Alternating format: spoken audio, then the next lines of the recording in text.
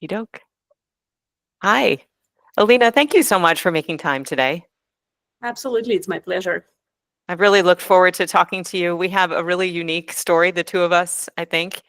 Um, so I just wanted to offer as a preface to this pod, you are the very first guest to come onto this humble podcast. This podcast is really to offer people hope and a sense of possibility. That each day is a fresh start, and there are good people on journeys all around the world, many of them coaches because of their own challenges that they've gone through. And I just wanted to extend a really warm greeting to you, even though it's a little bit interesting weather up there where you live. But thank you so much for joining.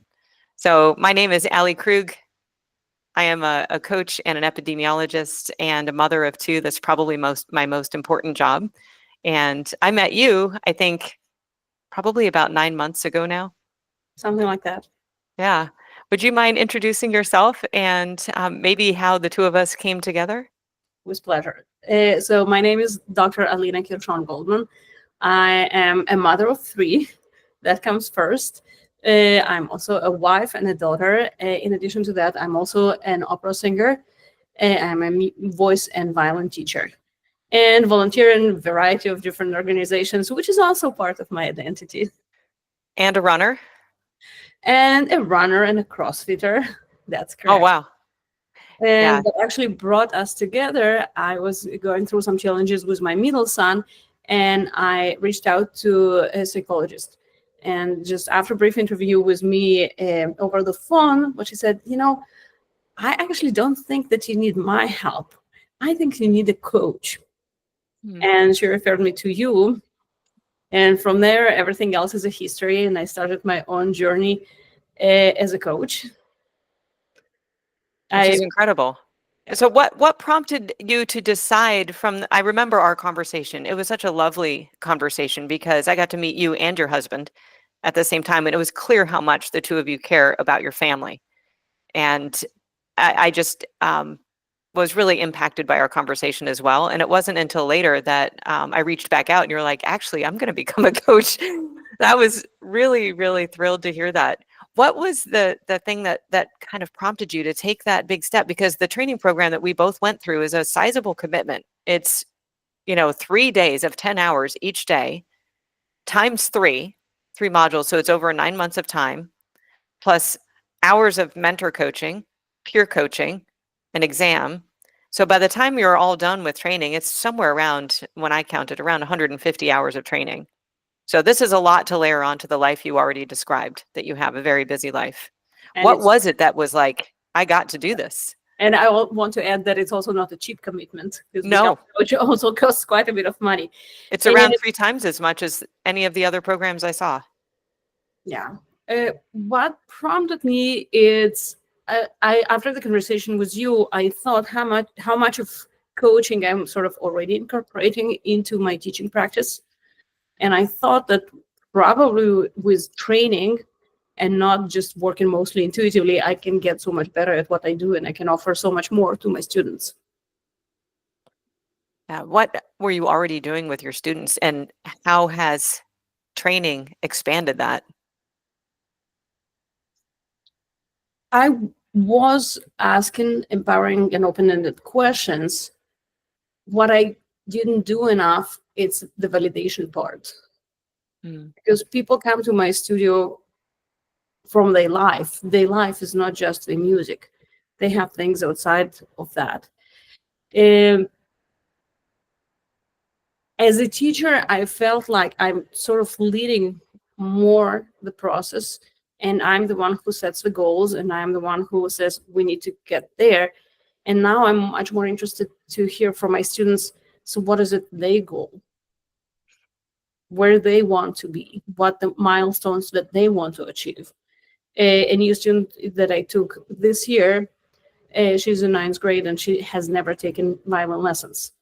So to establish what is her goal, I asked her why she decided now in ninth grade, going to high school, to really switch to completely different level of commitment. And she said that her goal is by her senior year, she wants to be accepted to the most advanced level in her school orchestra. Great. If that's the goal, let's collaborate, let's combine forces, and let's see what it would take to actually achieving those goals. Uh, it's somewhat challenging to start with students who didn't have private lessons up until then, because something that they don't quite understand, it's what it really takes to be where they want to be. Especially Just how because much commitment. it's a lot of commitment. And a lot of times the peers are not very forthcoming about, you know, how much do you really practice? Oh, I Right. don't need to practice at all. And in the past, I had a student, that's what her friend told her. And I said, there is no way.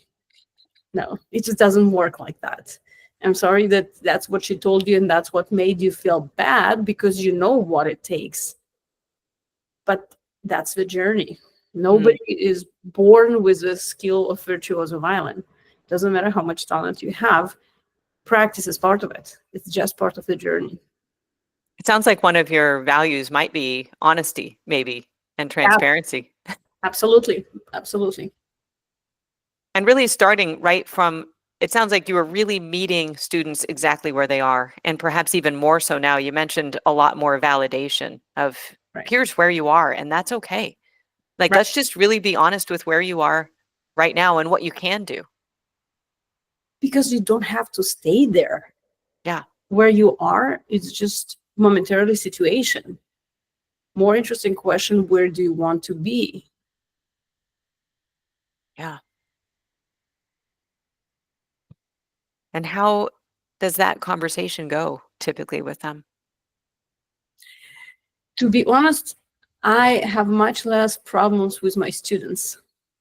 Sometimes I have more issues with the parents. And here my coaching skills are extremely helpful too. What's Just going that, on with the parents? I would imagine they're pretty goal oriented.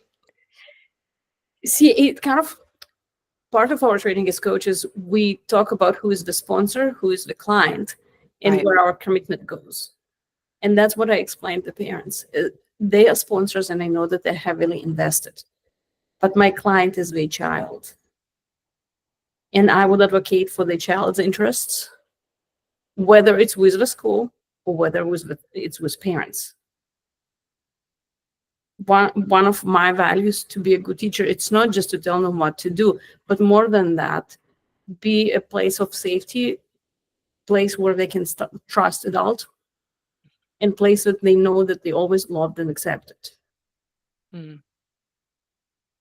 That's really interesting. That ties into, it sounds like, into a really key piece of our training, which is that performance mindset versus mastery mindset. So their acceptance, their worth is not tied to a particular outcome, being accepted into first chair or whatever it might be, but exactly where they are right now and their journey is the mastery mindset, all intrinsic motivation, the joy in the process, the joy in learning versus, maybe experiencing outside pressure to be something in particular. And if that's something what they want to be, I'm happy to help them. Yes, it is. For example, coaching, sort of coaching with the parent was she has two kids are my students, and they are very different. And some of the discussion went, it's what practice should look like. Because mom's complaint was that the son goes to the practice room and he just watches videos. And I'm like, wait a moment. Let's ask him what videos is he watching. Because if the video that he watches, it's the recording of his piece, or it's his by ear tune, that's exactly the practice that he needs to be doing. Because listening, it's really part of nurturing the ear and understanding the style. If he watches random videos that has nothing to do with what we are talking about, of course, it's not a practice. But if his brain processes through auditory and through visual, and that's what it takes for him, and then he comes to the lesson, and to be fair, he was really well prepared yesterday. So it's just my work to explain her that practice for different people can look very differently. Yeah, that's fascinating. And to be fair, I think that after she listened to his performance, she was more eager to see my point. She was at the beginning of the lesson really, really skeptical because she said, well, you listened so much to that video, then what you play now should be perfect. And she could see the progress. Mm. She did enjoy the fact that I suggested to do some more structure within the practice. So I kind of gave him, and I asked her to pass to her daughter, because the daughter didn't have lesson yesterday, practice planner. Because one of the things that I call practice, it's when you have particular goal for your practice session, and then you can reflect on the outcome at the end. Because then you have the motivation to go back and do it again, Mhm. since it makes a lot of sense what you just accomplished with your time. It's really cool hearing you apply all of this to your profession. It's really fascinating. So, how is it? It sounds like you're doing goals at the beginning of the session, and then you just said comparing where you ended up at the end of the session. So, that's within the session you're doing goals, kind of like we do in coaching. Where do you want to go today? And then Yes. let's check Yeah. progress. Let's loop back. Where did we end up? Okay, now what would you like? So, it's fascinating to hear you apply that process to teaching music. And you also teach voice, right? Right. You said you could teach anyone to sing. I remember that. Absolutely. I still stand by my say, and yeah, I'm I'm going to willing to take you up on offer. it sometime. Absolutely. One free session just to see that you can make a progress. And then you can, just like with coaching. And then you should decide for yourself, is it worth your time, first of all, and then money.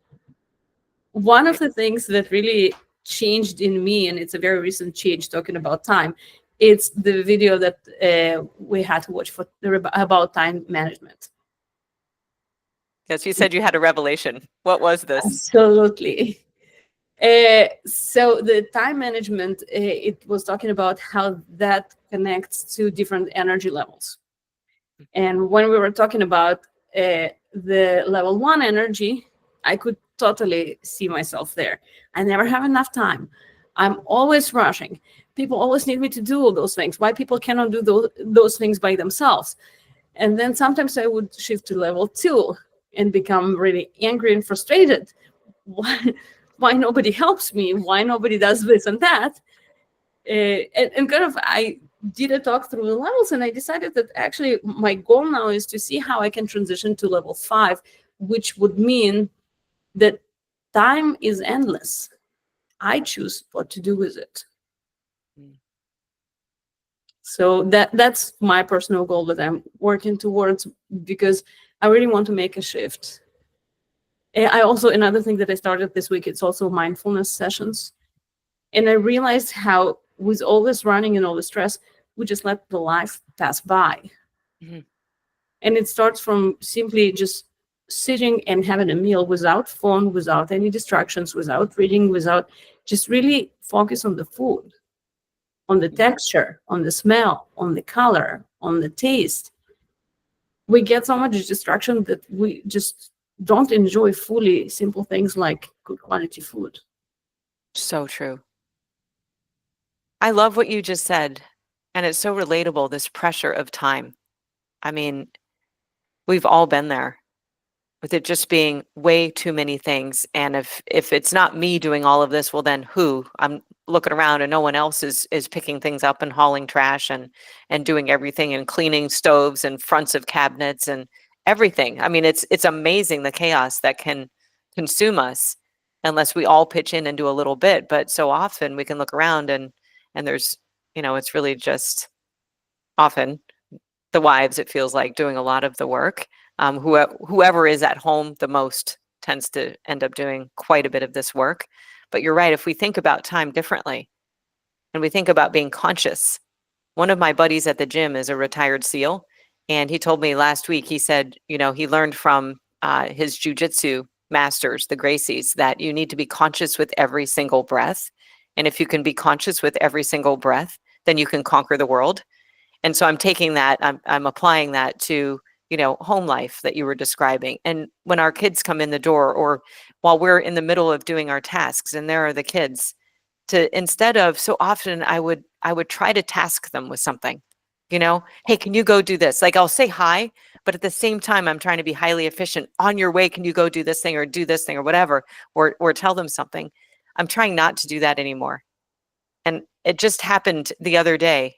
I was like, can I give you to my older son? And then I caught myself. I was about to give him a task. And I said, wait, blank. And then I said, a hug. I knew he wasn't going to take a hug, but at least that was a better ending to that sentence than trying to task him with something because I was so busy. Well, see, I'm lucky. My kids still give me hugs. My oldest one is 17, and if I ask for a hug, I will get one. I'm less likely to get one sometimes a hug from a younger teenager because he's 12 and a half. Well, I don't know. I don't feel like it's fair enough. I will wait until you do. That's And right. I should clarify my son will squat press me. He'll put me on his shoulders and squat press me, and that counts. well, it's a different dynamic. A little different, but I'll take it.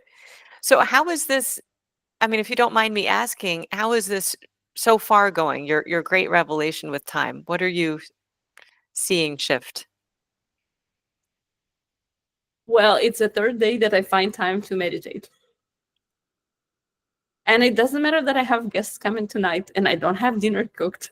And I realized that I bought the wrong box of dough, so I will need to find somebody to go and pick it up for me. But I just decided that that is important.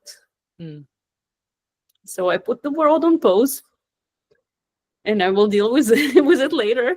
And worst case scenario, the dinner is not going to be perfect by the time my guests arrive. And you know what? It's also fine. I know they're not going to starve. No. And you're here with me, and thank you for that too. Because this is important. What is so important about our work? Why are we doing this? Well, I noticed the transformation within me. And what makes it important for me, it's that same transformation can happen to more people. Mhm. I look at people around in the world. There are a lot of people who would like to make some changes to their life, to the stress levels, to their priorities, but just don't know really how to tackle it. And I didn't know how to do it by myself either. Mhm. You're right. That transformation, would you say, began in the first part of training? I actually think that it began before. I think that in a way I had to go to the place that I had that inner decision that things have to change. Mm. I think it's very interesting, like reflecting back how things aligned and happened. So that study that I mentioned with mindfulness, it's actually a study of local university for parents in their teens. And I tried in the past to get into the study and they took somebody else. And interestingly enough, this is the last batch after 3 years. It's the last cohort. So I joined the last cohort. And Oh. I think that between my own internal need to change, the coaching that I'm going through, and mindfulness practice, it's it all happened right in the right time in my life. I don't think that even if I heard about the coaching, let's say 5 years ago, I would be ready.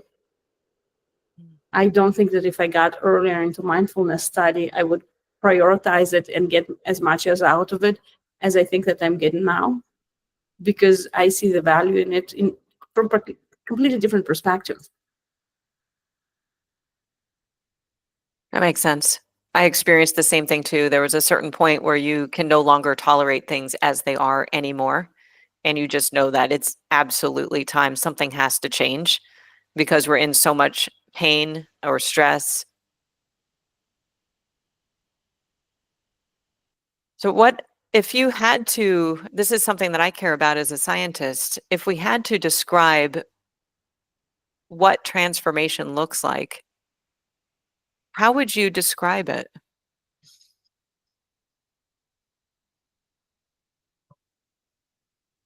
Um, Reframing, ability to look at the situation from multiple perspectives, Mm. reflect on the stories that we tell ourselves and see if that's really the only story that is out there. Um, Being able to reflect on your values. Is what you say your value is it, how true is that?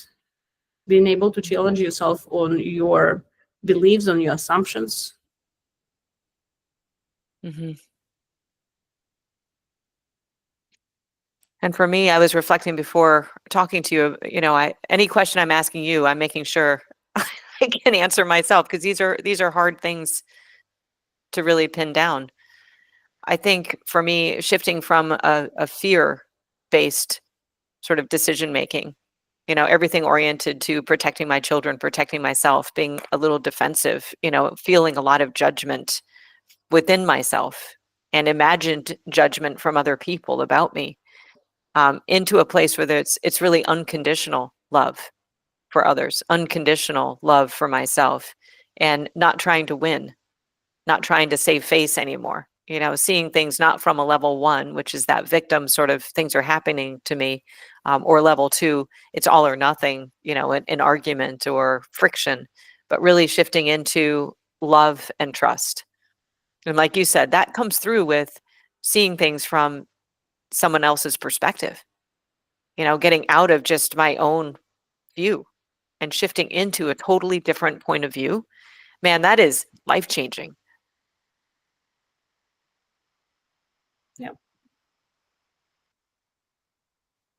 How is this helpful, for parents out there? Like, we're both parents of teenagers. How are you finding that this transformation is supporting your role as a parent? Going back to the trading. So one of the sessions, there was like a little demo, and a person who came for the coaching, she's a mom, and her son was back from college. And she was concerned that during the break that he was back, he had assignment due right when he comes back, but he didn't do much to really uh, progress on that assignment. And it was so like where I was a couple of days ago, because I was yelling at my son and confronting with him because his math homework was not done and it was not submitted, and he had that big fat F on the parent portal, and I just saw that and I completely lost it. So the conversation went, so what kind of mother do I want to be?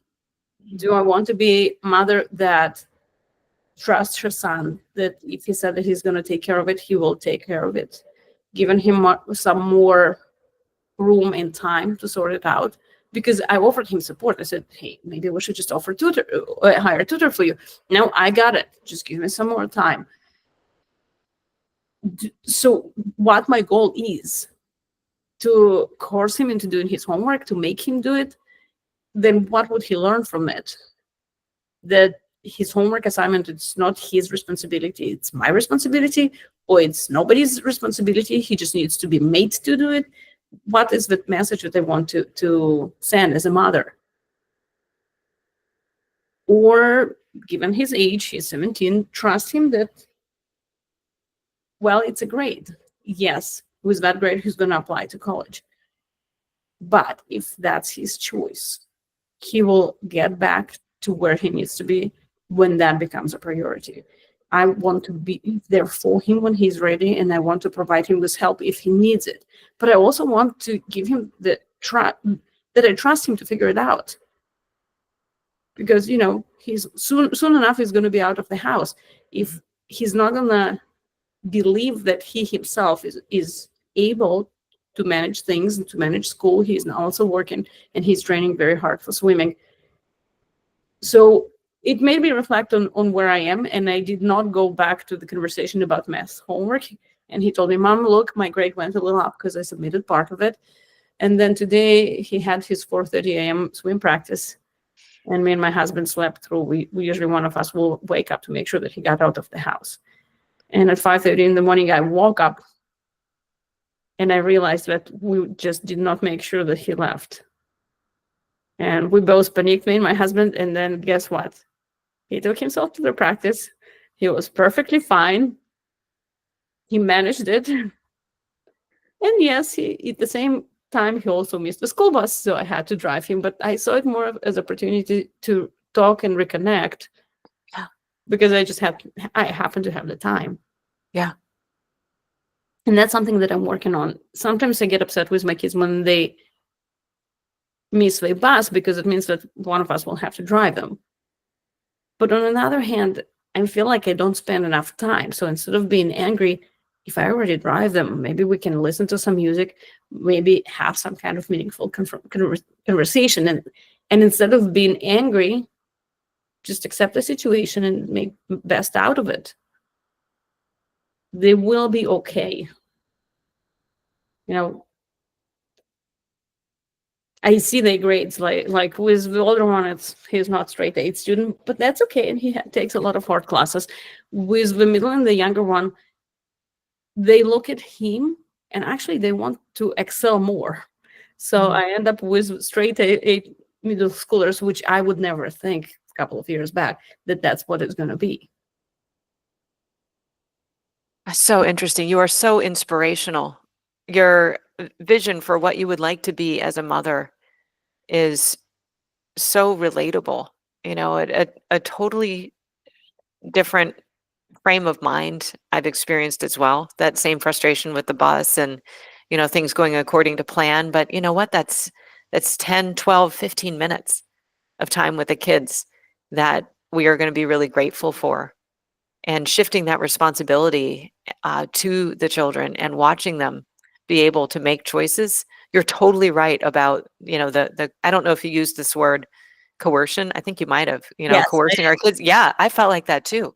I had all kinds of elaborate bribery, measures and change them all the time just to get, the homework handed in. And ultimately, what is that doing? You're totally right. The way you laid that all out.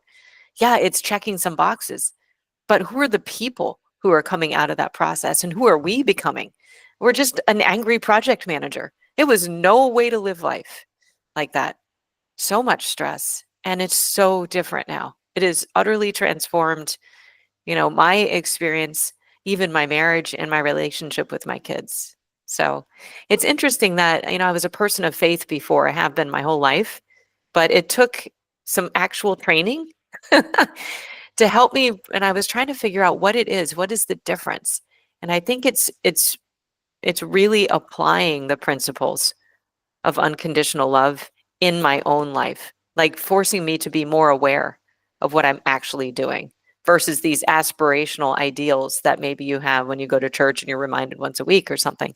But every minute, every day, if I pause and I'm conscious, I have a chance to live closer to that ideal.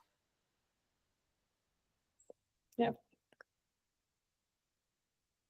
Also, what also I had to admit, I would never treat my students or coworkers in the way I treat my own children. Mm. Why is that?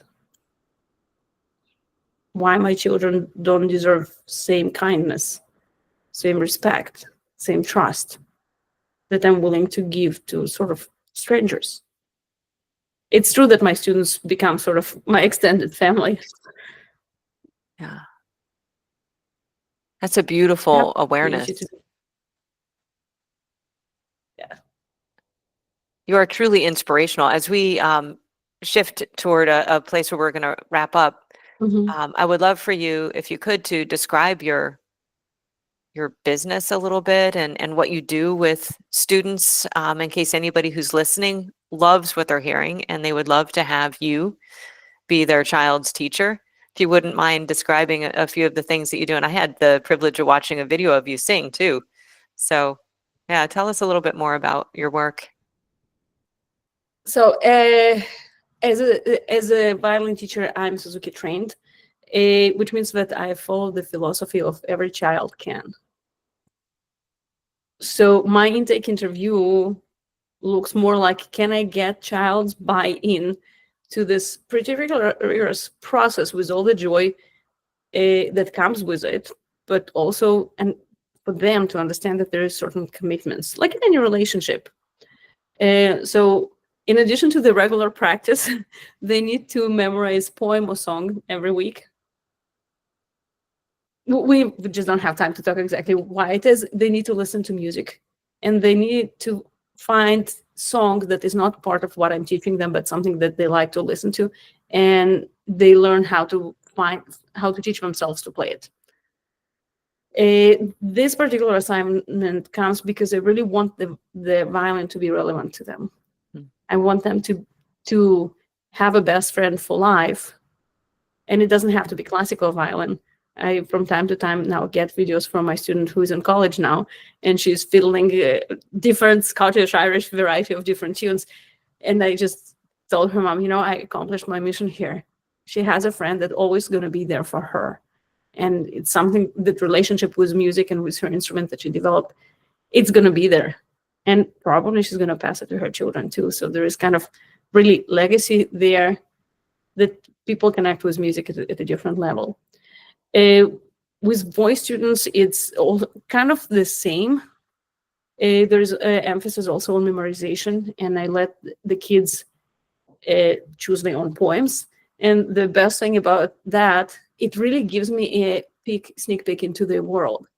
I can see where the puberty is going based of how the topics of the poetry that they choose is changing. Why do you explain this? You mentioned it in our previous conversation. Could you explain again why the importance of poems in your teaching? There are a few goals. First of all, memorization is a huge thing, and I definitely talk to kids about how to create. The brain creates sort of like a library, and if you find patterns in things, like if you find the rhythm or the rhyme in the poetry, it helps you to memorize it, but you can apply the same skills to any kind of memorization.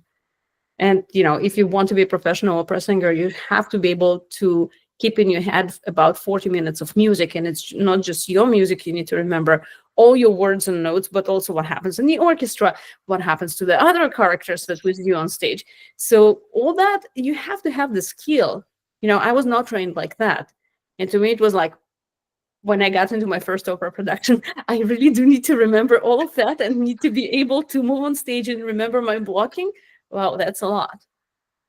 And I'm going to brag. So I have now a third student that is going to be in the Kennedy Center in children's opera.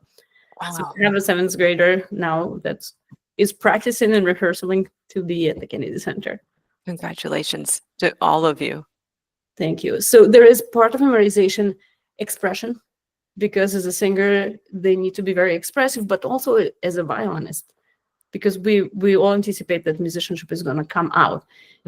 It comes out to some people more naturally, some people less naturally, but we all have to be able to present that so we can practice it in different ways. Problem memorization, expression, and language arts, because I always talk to my students, so what does this poem mean to you? And it's interesting because you would think that in English at school, they would talk really in depth about interpretation, but I find that it's not always true. That's really beautiful that you do that with your students, because when they memorize it, they have that, like you said, the violin is the friend for life. They also have that capacity to memorize inspirational things that will be with them in their minds anytime. Yeah. That's powerful. Where did you come into experience with music yourself as a kid, I imagine? What is your story with music? So my sister played the piano, and since a very young age, I kind of came along with her to music school. And there was a violin teacher there that always told me that I'm so cute, and when I'm going to get a little older, she's going to teach me violin. And when I was 6, she didn't have space in her studio, but she referred me to her colleague. And this is how my journey started. And a year after that, she had the opening, so I actually moved to her. So this is where it all started. I started to sing at the age of 16. So the opera came into my world a little bit later. I was born in Kiev, Ukraine. I grew up in Israel. It's kind of interesting that war zones kind of seem to travel wherever I go.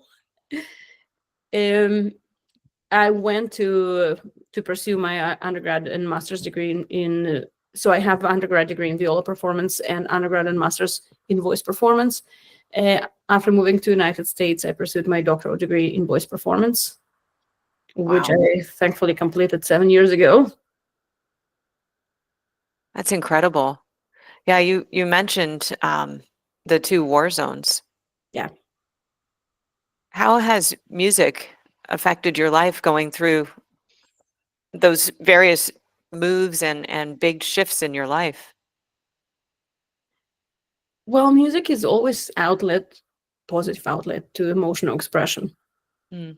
When I stop practicing, especially my singing, I don't just feel like I'm not as much in shape. I feel like I'm missing something almost to physical level. Mm-hmm. And you're a scientist, so you can emphasize, because breathing is so important to us as humans. And as a singer, I have to be aware of my breathing.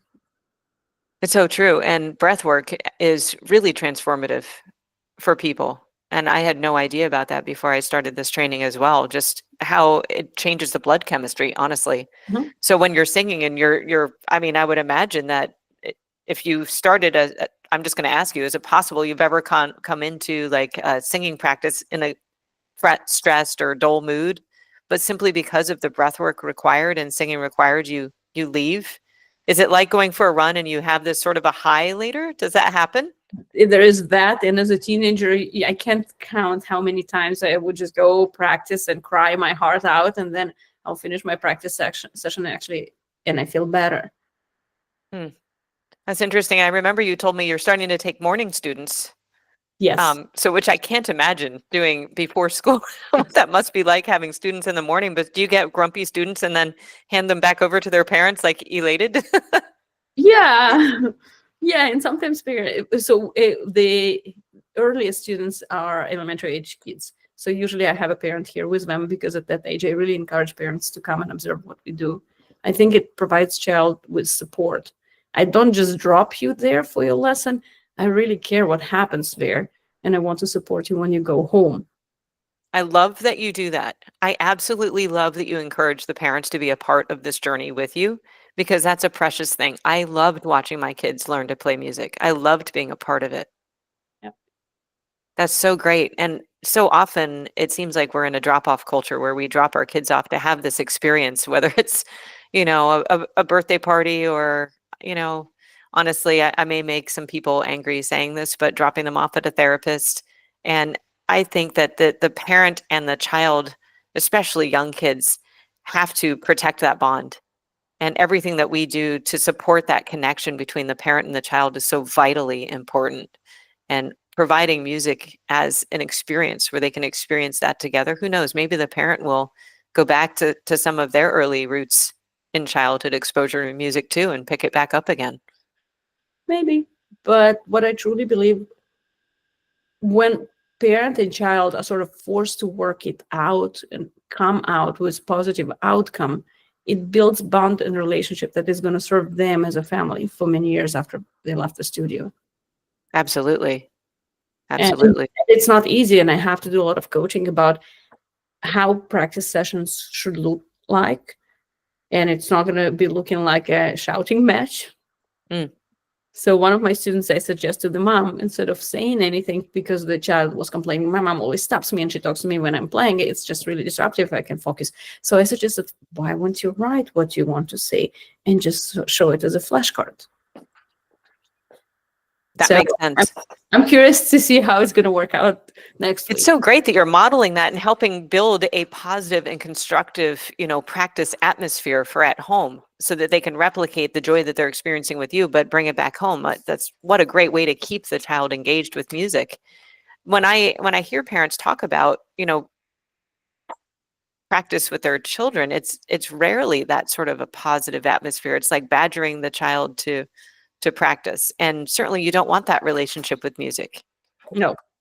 This is why we do a lot of conversation coaching tips. I have books about how, because it's a very hot topic. It's something that a lot of people can relate. And I relate at the deepest level because I practice still with two of my children, and I have to work on myself to allow them space.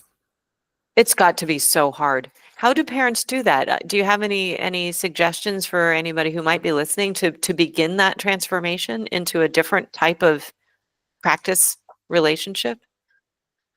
Probably the biggest thing, remember that every single practice, it's just a part of much longer journey. Mm. If you did not complete all your tasks for today, there's still tomorrow. But if you destroyed the relationship with the child, tomorrow might not happen because the child might say, I don't want that. I don't want the music and I don't want the fighting. There is always tomorrow. Yeah, that's such good advice. And I heard someone say once, art is a defense against madness. And so if you have artistic or creatively inclined children, then having that relationship with music or art is so important, especially going through adolescence when there's so much transformation going on. Yeah. Well, thank you very much. I know time is precious. You've got a pasta to chase down Yeah. and things that you need to do in training for running and things.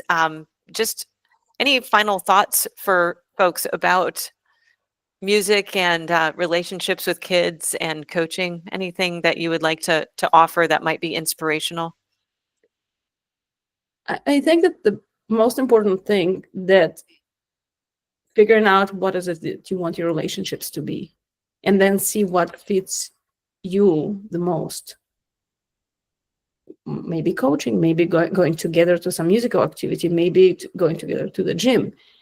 But the relationships and people matter the most. Very well put. How do people find you for lessons? They usually Google my name. Okay. Would you mind spelling it in case people are listening? So the business name is Alina's Music Studio, and I'm located in Herndon, Virginia. Okay. And I do offer online lessons, but I prefer more in person. Okay. And for that sake, I have a student who comes every other week, and she drives almost 2 hours to get here to her lesson. Wow. Yeah, she used to live Wow. closer, but then she retired and she moved out to more rural Virginia, and she still comes. That's amazing. Yeah, Alina's Music Studio. I can put that in the notes as well, but just in case anybody who is listening and may forget, and by the time they pull in, wherever they are, Alina's Music Studio. Thank you so much for taking the time today to share your journey through coaching. I really appreciate your perspective on the relationship with music, relationship with the children, and the opportunities that families have to really prioritize those relationships and rethink how we're showing up with our kids and what we really want, what our higher purpose is. You articulated that so beautifully today. Thank you again. Thank you, Ali.